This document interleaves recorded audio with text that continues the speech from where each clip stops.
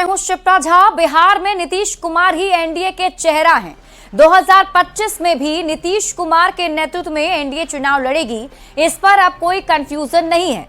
Bihar BJP की core committee की बैठक में एक सुर में नीतीश कुमार के नेतृत्व में मुहर लग गई है।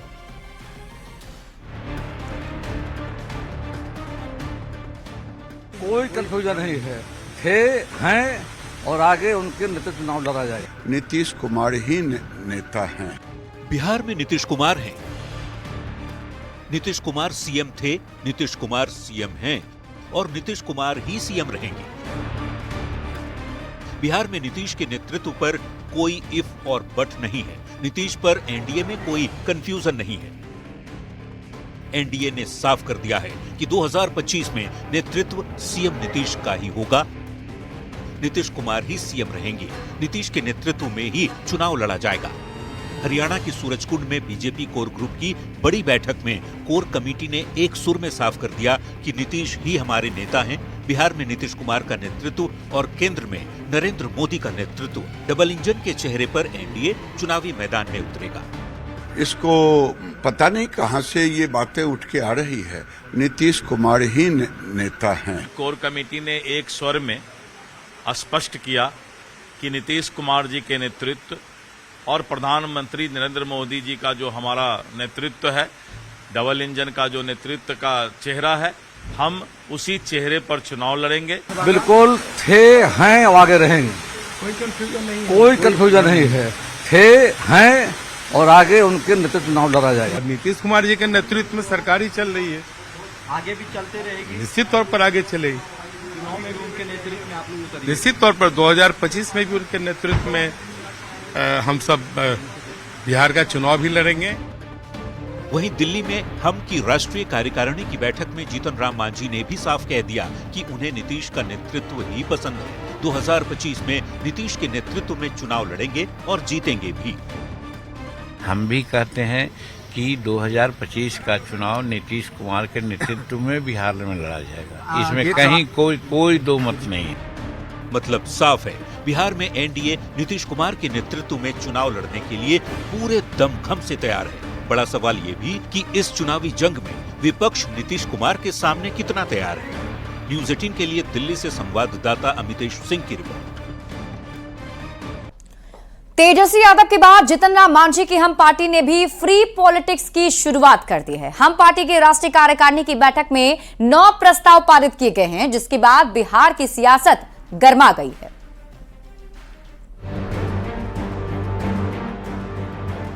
बिहार में भी चुनाव से पहले फ्री पॉलिटिक्स शुरू हो गई है।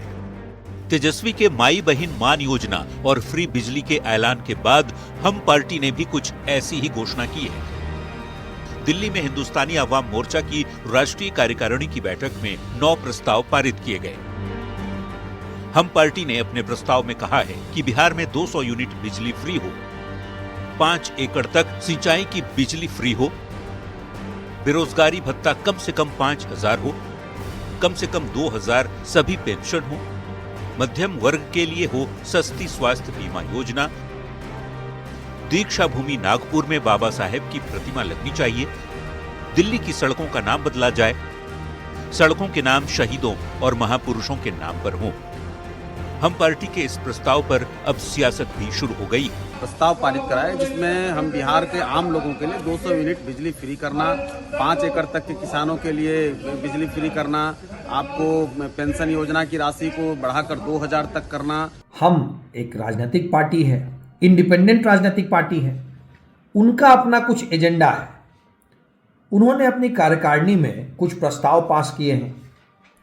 अब उन पारित प्रस्तावों को अगर वो हमारे पास सहयोगी दल की तरह या सरकार में उन प्रस्तावों को लेके आती है तो हम उस पर जरूर विचार करेंगे। एनडीए में कोई भी फैसला सामूहिक रूप से लिया जाता है।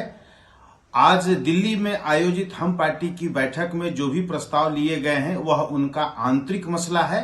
हम पार्टी को नकल भी करने नहीं आता है। हम पार्टी के द्वारा जो घोषणा की गई है 200 यूनिट बिजली फ्री की, ये तो तेजस्वी जी ने लोकसभा चुनाव से पहले ही घोषणा किया था। चुनावी वर्ष है, जुमले तो आने ही हैं। मांझी जी के लिए बेहतर ये होगा कि अभी सरकार में है और चुनाव में कुछ समय है अभी, तो अभी इसको इम्प्लीमेंट करा लें तो बिहार के लिए भी भला होगा और जनता का भी भला होगा। तेजस्वी ने 2025 के चुनाव से पहले फ्री पॉलिटिक्स की शुरुआत कर दी थी। तेजस्वी ने सरकार बनने पर पहले पेंशन बढ़ाने का ऐलान किया, फिर महिलाओं को हर महीने 2500 रुपये देने की घोषणा की, 200 यूनिट फ्री बिजली देने का भी वादा किया। अब मांझी की पार्टी भी उसी राह पर चल रही है। नीतीश कुमार कभी फ्री बिजली के पक्षधर नहीं रहे हैं। ऐसे में बड़ा सवाल कि क्या हम के प्रस्ताव को नीतीश सरकार मानेगी। न्यूज 18 के लिए नई दिल्ली से अभितेश सिंह और पटना से संजय कुमार की रिपोर्ट। बिहार में एक बार फिर मुख्यमंत्री नीतीश कुमार यात्रा पर निकल पड़े हैं। सीएम की प्रगति यात्रा की शुरुआत पश्चिमी चंपारण में वाल्मीकि नगर के घोटवा से शुरू हुई, जहां सीएम ने करीब 700 करोड़ की योजनाओं का शिलान्यास और उद्घाटन किया है।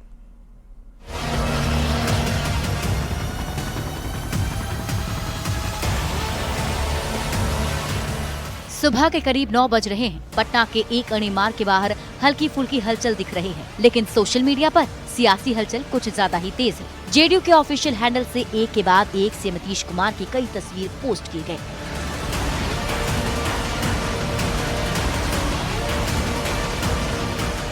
कुछ ही देर बाद सीएम नीतीश कुमार का काफिला पटना एयरपोर्ट के लिए रवाना होता है, क्योंकि बिहार में तैयारी अब 2025 के चुनावी जंग की है और सीएम नीतीश कुमार एनडीए की ओर से 2025 का चेहरा बनकर अपनी 15वीं यात्रा पर निकल चुके हैं। मुख्यमंत्री नीतीश कुमार अपने पहले प्रगति यात्रा के दौरान आज वो पटना से रवाना हो रहे हैं। नीतीश कुमार की प्रगति यात्रा का आगाज हमेशा की तरह पश्चिम चंपारण से हुआ है। मुख्यमंत्री राज्य सरकार की विकास योजनाओं की प्रगति की जानकारी ले रहे हैं। पश्चिम चंपारण में सीएम सबसे पहले संतपुर सोहरिया पंचायत के थारू टोला घोटवा पहुंचे, जहां वृक्षारोपण के साथ यात्रा की शुरुआत की। घोटवा में मुख्यमंत्री ने park, health and wellness centre और आंगनबाड़ी केंद्र का जायजा लिया। साथ ही थारू समाज की महिलाओं और जीविका दीदियों के स्टॉल का सीएम ने निरीक्षण भी किया। इस दौरान सीएम नीतीश कुमार ने करीब 700 करोड़ की योजनाओं का शिलान्यास और उद्घाटन किया है। आज 1 लाख रुपया नहीं देखी थी वो दीदी, आज खोइछा में 2 लाख 4 लाख रुपया लेकर बैंक से आती है। दीदी अपना 50,000 60,000 का बिजनेस कर रही है। दीदी आगे बढ़ गई। दीदी के बच्चा पढ़ रहा है सब। जो दीदी का बच्चा पहले मिट्टी में खेलता था, वो दीदी का बच्चा आजकल पढ़ रहा है। दीदी भी अच्छा कपड़ा पहन रही है, तो हम लोग को खुशी नहीं होगा? बहुत अच्छा लगा बात है। उनके बात करने से हम लोग को भी हिम्मत लगा कि हम लोग कुछ आगे कर सकते हैं। सत्ता पक्ष का कहना है कि मुख्यमंत्री की यात्रा का असर होता है और वे ये देखने निकले हैं कि कितना काम हुआ है और क्या करना बाकी रह गया है। जी से लाट टपकता है, कहीं माननीय मुख्यमंत्री नीतीश कुमार जी इनके समर्थन में आ जाएंगे, ये कभी नहीं होने वाला है। पार्टी पहले ही तय कर चुका है, एनडीए नेतृत्व जो है वो तय कर चुका है कि अगली 2025 में माननीय मुख्यमंत्री नीतीश कुमार जी के नेतृत्व में चुनाव होगा। तेजस्वी यादव ने मुख्यमंत्री की यात्रा को लेकर सवाल उठाए थे, जिस पर सियासत भी जारी है। नेताओं का कहना है कि यात्रा से विपक्ष बेचैन है। देखने की आजादी है। जब नींद में आदमी सोता है तो सपना देखता है, तो सपना तो वो काफी 20 साल से देख रहे हैं। 20 साल से लगातार सपना देख रहे हैं, आगे भी 5 साल देखेंगे सपना।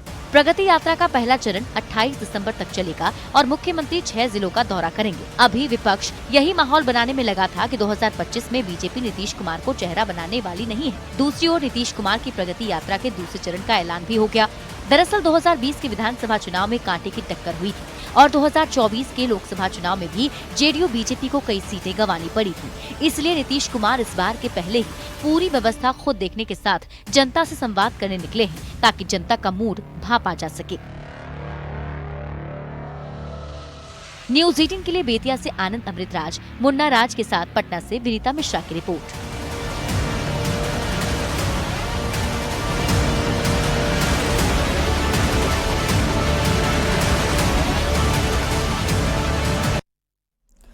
और इसी बीच आपको बड़ी खबर बताएं, प्रगति यात्रा के दौरान बेतिया में सीएम नीतीश कुमार की अधिकारियों के साथ समीक्षा बैठक, जिसके बाद सीएम नीतीश कुमार ने बेतिया वासियों के लिए कई बड़ी योजनाओं का ऐलान किया है।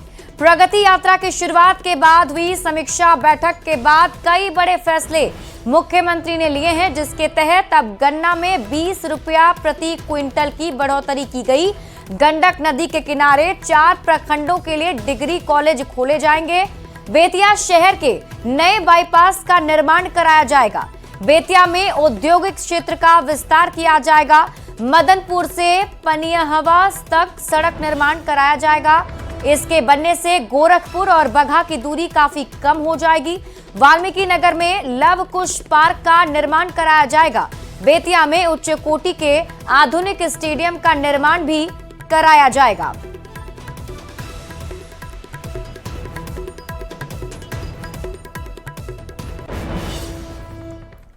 पीएम मोदी ने सोमवार को रोजगार मेले के दौरान 71,000 से ज्यादा युवाओं को नियुक्ति पत्र सौंपे। पीएम ने देश भर में एक साथ 45 स्थानों पर रोजगार मेले को वर्चुअली संबोधित किया। पीएम ने इस दौरान कहा, भारत ने 2047 तक विकसित भारत के निर्माण का संकल्प लिया है और हमें इस संकल्प पर भरोसा है कि इस लक्ष्य की प्राप्ति होकर रहेगी।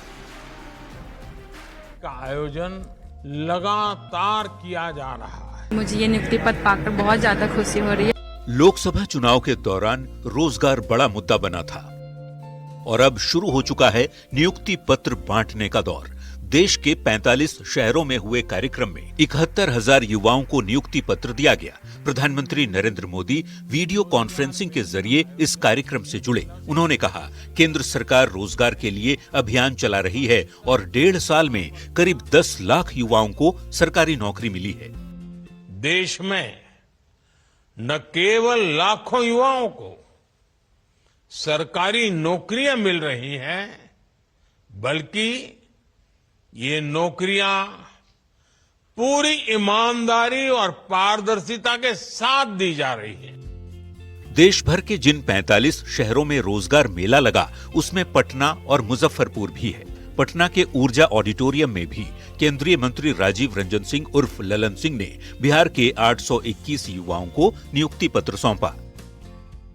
आदरणीय प्रधानमंत्री नरेंद्र मोदी जी का संकल्प है 2047 में विकसित भारत बनाने का, आत्मनिर्भर भारत बनाने का, और उसमें सबसे बड़ा योगदान युवा शक्ति का है। जाहिर है 140 करोड़ की आबादी में जहां 65% आबादी युवाओं की हो, वहां रोजगार का मसला तो रहेगा ही। 2024 में ये तीसरा, जबकि लोकसभा चुनाव के बाद दूसरा मौका है जब हजारों की संख्या में युवाओं को नियुक्ति पत्र दिया गया है और ये सिलसिला आगे भी जारी रहेगा। न्यूज 18 के लिए पटना से अमित कुमार और मुजफ्फरपुर से प्रियांक सौरभ के साथ ब्यूरो रिपोर्ट। आज देश भर के 45 जगहों पर सरकारी नौकरी की परीक्षा पास कर चुके 71,000 अभ्यर्थियों को रोजगार मेले में नियुक्ति पत्र सौंपा गया।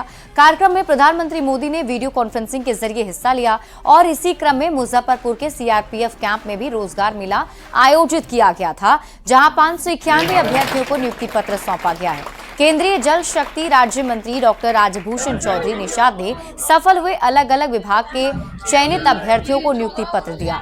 बता दें कि रोजगार मेला में कबाड़ वाले की बेटी और ऑटो चालक को भी ज्वाइनिंग लेटर मिला है। बहुत अच्छा फील हो रहा है। फर्स्ट बार इतना आदमी के बीच में कुछ करने का या आने का मौका मिला है। पिताजी क्या करते हैं?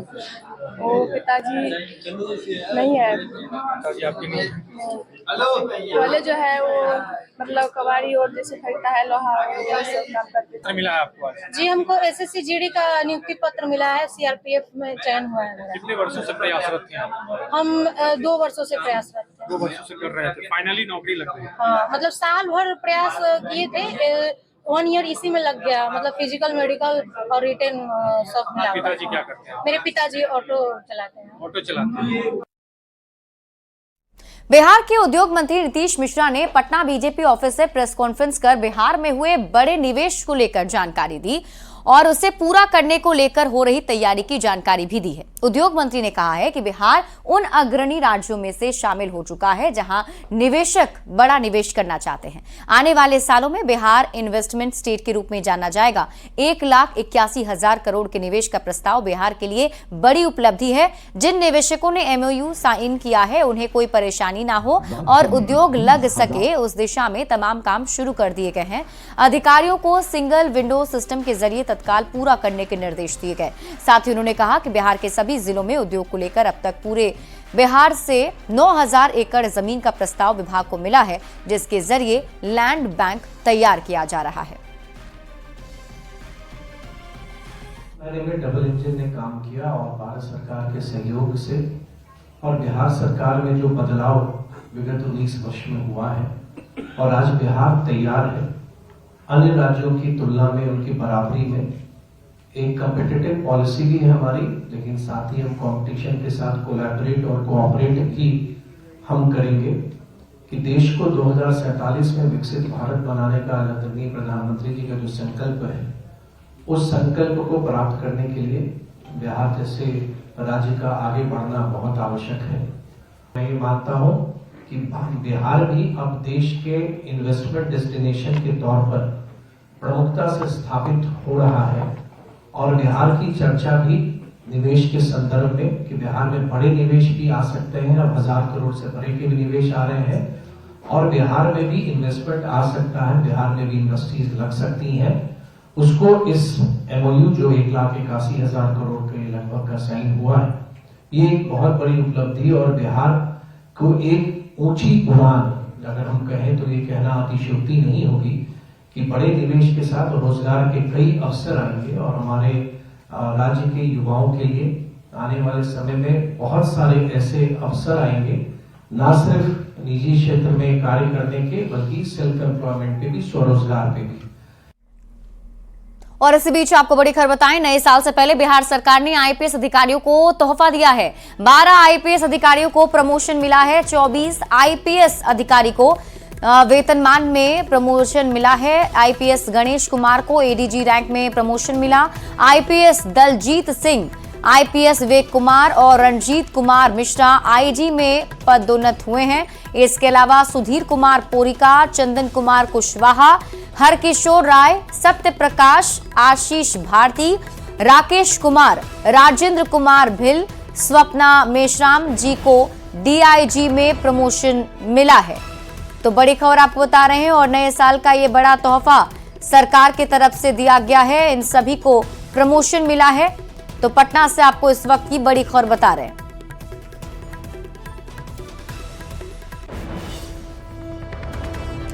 पटना सिटी के बापू परीक्षा केंद्र पर 13 दिसंबर को BPSC परीक्षा के दौरान हुए हंगामा मामले में पुलिस ने 2 अभ्यर्थियों को गिरफ्तार किया है।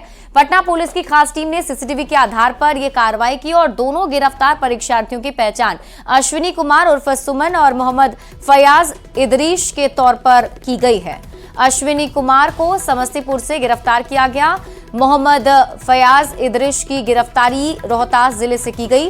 पुलिस ने दोनों का मोबाइल जब्त कर लिया है और इस दौरान सिटी SP ने मामले में कुछ कोचिंग संचालकों की संलिप्तता की गहराई से जांच किए जाने की बात भी कही है। आज दो और गिरफ्तारी करी हैं, अश्विनी कुमार और मोहम्मद फयाज इदरीश। इसमें इन लोगों को क्लियरली चिन्हित किया गया CCTV वीडियो में कि वो पेपर को लेकर हॉल से बाहर निकल रहे हैं और बाकी लोगों को भड़का रहे हैं पेपर ना देने के लिए और अफवाह फैला रहे हैं कि ये पेपर कैंसिल कर दिया जाएगा। पूर्णिया के ढोकवा गांव में स्मैक के नशे में पिकअप के ड्राइवर ने 11 लोगों को कुचल दिया और इस हादसे में 5 लोगों की मौत हो गई। घटना के बाद नशेड़ी पिकअप ड्राइवर मौके से फरार हो गया। इस हादसे के बाद से कई सवाल उठ रहे हैं।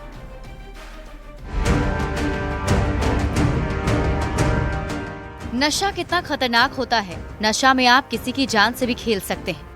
नशा न केवल आपकी जान लेता है, दूसरों की जिंदगी को भी पल भर में खत्म कर देता है। इसकी वानगी दिखी पूर्णिया में, जहां शराब के नशे में धुत युवक ने पिकअप वैन से 11 लोगों को कुचल दिया। इस हादसे में 5 लोग की मौत हो गई, जबकि 6 लोग गंभीर रूप से घायल हो गए। पिकअप के ड्राइवर पर आपसी विवाद में कुचलने का आरोप है। घटना के बाद पिकअप ड्राइवर फरार है। गाड़ी से हपटलिया से ठोक के भाग गया रोड पर। कौन? सोनू कुमार। कितने लोगों को ठोका? 11-12 लोगों को घायल किया है। 6 ठो डेथ कर गया और सबका इलाज चल रहा है। और मायागंज लेके गया। दूरी थोड़ा घर था, वहाँ पर गया कि काहे आप लोग झगड़ा करते हैं, जाइए अपना अपना घर। तो बोलता है कि अभी दिखा देते हैं। तो उधर से ये सब लोग बोला कि अच्छा ठीक है, ये लोग इतना आदमी रहेंगे, हाँ इतना आदमी हम रहेंगे, देखिए ये क्या कर लेगा। उधर से आया हबडलिया, बस सबके चाँप पे चल गया। बताया जा रहा है कि pickup driver Sonu Kumar smack के नशे में धुत था। पिकअप चलाने के दौरान उसे कोई होश नहीं था। गांव में उसका विवाद हुआ था। इसके बाद वो रात में अपना पिकअप वैन निकाला और रोड पर खड़े 11 लोगों को नशे में कुचल दिया। इस घटना से एक बार फिर ये साबित हो गया कि बिहार में लोग किस तरह से नशे की गिरफ्त में आ चुके हैं। शराबबंदी के बाद लोग सूखा नशा, गांजा, हेरोइन, स्मैक और चरस के आदी हो चुके हैं। इसी नशे में वो खुद अपनी जिंदगी से तो खेल ही रहे हैं, दूसरों के भी जान ले रहे हैं। न्यूज़ 18 के लिए पूर्णिया से संवाददाता कुमार प्रवीण की रिपोर्ट। और फिलहाल इस बुलेटिन में अभी के लिए बस इतना ही। आप देखते रहिए न्यूज़ 18 बिहार झारखंड।